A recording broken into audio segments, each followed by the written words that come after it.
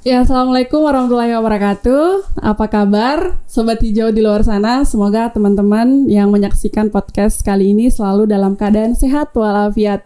Nah, bersama saya Tita Kamila dalam podcast Hutanpedia.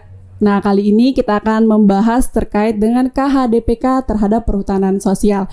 Nah, untuk itu narasumber kita langsung datang dari Direktorat Jenderal Perhutanan Sosial dan Kemitraan Lingkungan. Nah, hebatnya langsung dirjennya langsung yang akan memberikan kita terkait informasi tentang KHDPK terhadap perhutanan sosial. Kita sapa dulu. Selamat datang Pak Dirjen, apa kabar? Luar biasa Tita. Ya, semangat terus ya Pak ya. Luar biasa semangatnya. Ya, siap. Nah, Pak, sebelum kita membahas lebih teknis terkait dengan KHDPK, saya teringat dengan pernyataan Menteri BUMN pada kegiatan Wana Lestari, Bapak Erick Thohir, bahwa sebagian areal pengelolaan hutan di Jawa itu sebagian menjadi areal perhutani. Sebagian juga sesuai dengan arahan Presiden untuk pengurusan kehutanan oleh KLHK. Assalamualaikum warahmatullahi wabarakatuh. Salam sejahtera untuk kita semua. Shalom, Om Swastiastu, Nama Budaya, Salam Kebajikan. Saya hanya menyambung yang disampaikan Ibu Menteri, bagaimana kami seluruh menteri yang hadir mendukung program Ibu Menteri yang dimana sesuai dengan arahan Bapak Presiden harus program yang memberikan solusi kepada rakyatnya. Setuju? Nah, karena itu kami dari Kementerian BUMN berkolaborasi dengan Ibu Menteri menyisihkan sebagian lahan yang sesuai dengan arahan Bapak Presiden yang namanya hutan sosial masyarakat nanti dikelola langsung oleh Ibu Menteri. Tidak diperhutani lagi, tapi tetap sinergi salaman dulu. Nah, apalagi ada Menteri Pertanian. Jadi bibitnya dari beliau, setuju? Pendanaannya dari koperasi, setuju? Yang bangun jalan Pak Bas. Pak Menteri Perhubungan pasti memastikan bagaimana bersinergi dengan PAS yang namanya infrastruktur. Jadi target Ibu Menteri berapa juta Bu? Semuanya berapa juta tahun ini selesai kan? Oh iya, seluruhnya tahun ini kita berharap bisa 2 juta. Insya Allah. Itu terjemahannya kepada publik seperti apa Pak? Boleh dijelaskan? Baik Tita, terima kasih. Jadi pernyataan Pak Erick Thohir itu sangat luar biasa. Iya. Terutama di dalam merefleksikan penyelesaian persoalan-persoalan di Jawa. Jadi persoalan di Jawa itu yang pertama adalah mengenai isu kepadatan penduduk dan kemiskinan. Kalau kita lihat bahwa Jawa yang kecil ini 60% ternyata penduduknya ada di sana. Dan menariknya ada 14 juta orang ya dari 26,5 juta penduduk miskin di Indonesia itu berada di Jawa. Dan 36,7 itu ternyata ada di sekitar kawasan hutan. Itu persoalan yang pertama. Kemudian yang kedua, karena Jawa itu padat, maka tidak terhindarkan ada tanah-tanah yang terdegradasi. Ya, kalau kita lihat data dari KLHK tahun 2021 bahwa ada 472 ya, saya ulang 472 ribu hektar itu ada tanah kritis di kawasan hutan. Ya, yang semua sekarang ini seperti menjadi tanggung jawab perhutani kan gitu. Iya.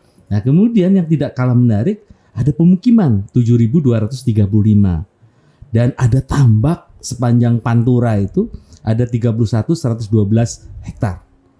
Dan ada juga pertambangan dan jalan ada juga 225 hektar.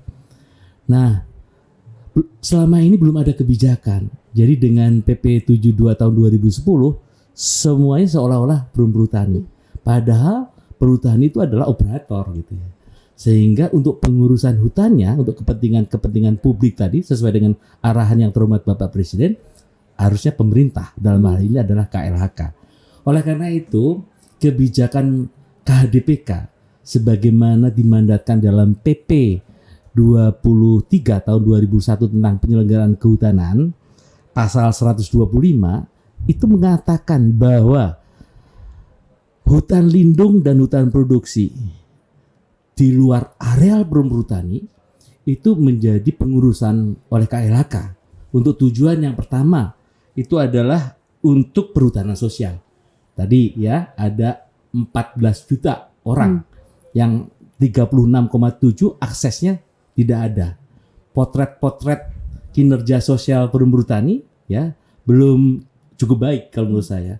Karena kita lihat masih ada pencurian kayu, diberikan hutan, pungutan-pungutan di sana. Walaupun kinerja ekonominya pada tahun 2021 ada keuntungan ya sekitar 450 miliar ya. Tetapi kinerja sosialnya itu akan dibetulkan melalui perhutanan sosial. Itu yang pertama. Kemudian yang kedua adalah dalam rangka pengukuhan kawasan hutan. Kan selama ini banyak konflik-konflik di Jawa, ya di Banyuwangi, Jember dan lain sebagainya, Kediri dan lain sebagainya. Konflik tenurial, konflik untuk pemukiman, pertanian, perkebunan, pertambangan, lahan pengganti, hutan cadangan, itu memerlukan penyelesaian-penyelesaian. Oleh karena itu, tujuan KHDPK yang kedua itu adalah untuk penataan kawasan hutan. Kemudian untuk yang ketiga itu untuk penggunaan kawasan, bahwa memang benar ada pembangunan yang lain di Jawa yang memerlukan lahan dan itu bisa diselesaikan melalui IPPKH, PPKH dan lahan kompensasi. Ini harus diatur dan harus diselesaikan. Dan yang keempat, rehabilitasi hutan. Tadi saya katakan ada 472 hektar. Kalau itu dibebankan kepada perhutani sangat berat. Oleh karena itu tugas pemerintah untuk melakukan rehabilitasi. Dan yang terakhir itu adalah mengenai perlindungan dan pemanfaatan jasa lingkungan. Kita tahu karena padat, orang butuh rekreasi. Tempat-tempat yang bagus tentunya bisa dikelola secara baik untuk tujuan publik.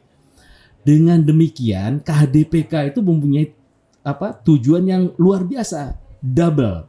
Yang pertama adalah bagaimana kita mengefektifkan perum perhutani supaya dia fokus kepada bisnisnya, ya, sehingga keuntungannya itu menjadi sangat baik gitu. Itu yang pertama. Kemudian yang kedua adalah penyelesaian terhadap masalah-masalah lingkungan dan kemasyarakatan di Jawa itu bisa diselesaikan. Itu saya pikir. Ya, menarik sekali nih Pak. Nah, ini kan KHDPK ada 6 urusan atau elemen. Bagaimana KHDPK ini terhadap perhutanan sosial? Ya. Jadi KHDPK itu kan dari 2,4 juta hektar. Itu 1,1 juta hektar itu menjadi areal KHDPK. Sedangkan yang 1,3 itu menjadi areal perum bertani, ya. Nah, kemudian dari 1,1 itu proyeksinya adalah sekitar 856.000 hektar. Itu menjadi areal perhutanan sosial. Nah, oleh karena itu harus dikelola ya melalui kita sudah merancang yang namanya pedoman ya, permen ya, peraturan menteri mengenai perhutanan sosial di KHDPK. Yang intinya yang pertama, kita menggunakan norma nasional. Salam 5 jari, hutan desa, hutan kemasyarakatan, kemitraan kehutanan, kemudian hutan tanaman rakyat dan hutan adat. Norma ini akan dipakai di Jawa. Sementara yang existing sekarang atau pada waktu yang lalu mengenai Kulin KK dan IPHPS, semua akan ditransformasikan. Itu yang pertama. Kemudian yang kedua, yang paling penting lagi, bahwa di Jawa ini akan dikenakan pengelolaan yang kita sebut intensif. Ya, jadi ada aset-aset perum bertani, ya, kantor-kantor yang arealnya itu di KHDPK, tentunya bisa dimanfaatkan pemerintah, ya, untuk menopang pengelolaan KHDPK, ya. Termasuk di dalamnya adalah mengenai sumber daya manusianya. Itu akan bertransformasi di dalam konteks KHDPK tersebut. Dalam rangka itu maka untuk di perhutanan sosial kita mengenal bahwa PIAPS perhutanan sosial yang belum ada izin atau persetujuan itu akan dilakukan kerja bareng jemput bola. Karena sudah ada pendamping-pendamping tadi yang dari perum bertani tadi ya tentunya akan bertransformasi menjadi pendamping perhutanan sosial. Mereka akan mendampingi pendampingnya, kelompoknya, kemudian areal kerjanya diidentifikasi, kemudian kita berikan persetujuan untuk 35 tahun, ya. Dan yang paling menarik, yang ketiga yang ingin saya sampaikan adalah selain distribusi akses, kita lakukan dengan pendampingan tadi, kemudian juga akses mengenai kerjasama modal dan juga pasar itu dimungkinkan. Dan sekali lagi perum bertani bisa menjadi kerjasama usaha tadi. Masih itu dimungkinkan, apalagi kalau itu kayu gitu ya.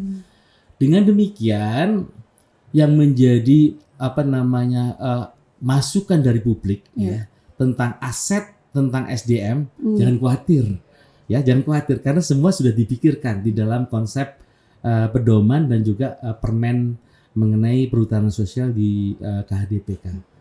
Sedangkan isu yang lainnya, tentunya itu nanti akan disosialisasikan secara bersama-sama ya, baik oleh perhutani maupun oleh KLHK, supaya paling tidak pengertian di publiknya itu menjadi sangat terang benderang gitu ya, dan bisa menyelesaikan persoalan-persoalan seperti yang diidamkan tersebut.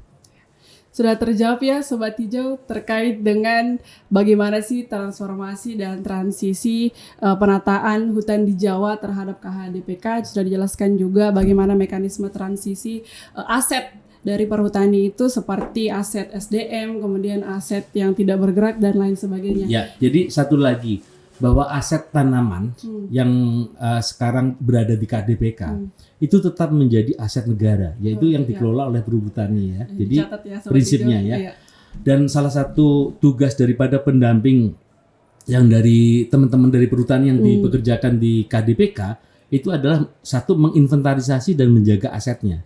Ya, sehingga nanti dia bisa sampai panen. Nah, begitu panen maka konsep multi usaha rakyat itu akan bergerak dengan pola agroforestry, silvofisheries dan silvopastoral. Jadi jangan khawatir gitu. Kemudian yang kedua, jangan khawatir yang kedua bahwa teman-teman mau LMDH atau KTH tetap aja. Kalau yang penting masyarakatnya lokal, masyarakat yang tinggal di sekitar kawasan hutan itu nggak ada masalah. Kita lanjutkan saja dengan transformasi dan transisi ini tidak akan menjadi masalah karena sudah ada pengaturannya. Jadi jangan khawatir karena pemerintah sudah merancang dan juga sudah merencanakan bagaimana ini handling ke depannya. Ya, siap. Luar biasa sekali Pak, sudah terjawab pertanyaan-pertanyaan masyarakat di luar sana terkait dengan KHDPK. Ternyata pemerintah memiliki upaya yang luar biasa, memiliki strategi dan mekanisme untuk KHDPK ini. Terima kasih banyak Pak untuk informasinya. Semoga Sobat Hijau di luar sana dapat mendapatkan informasi terkait dengan KHDPK. Saya Tita Kamila pamit undur diri. Sekali lagi terima kasih banyak Pak. Assalamualaikum warahmatullahi wabarakatuh. Waalaikumsalam. Salam 5 jari.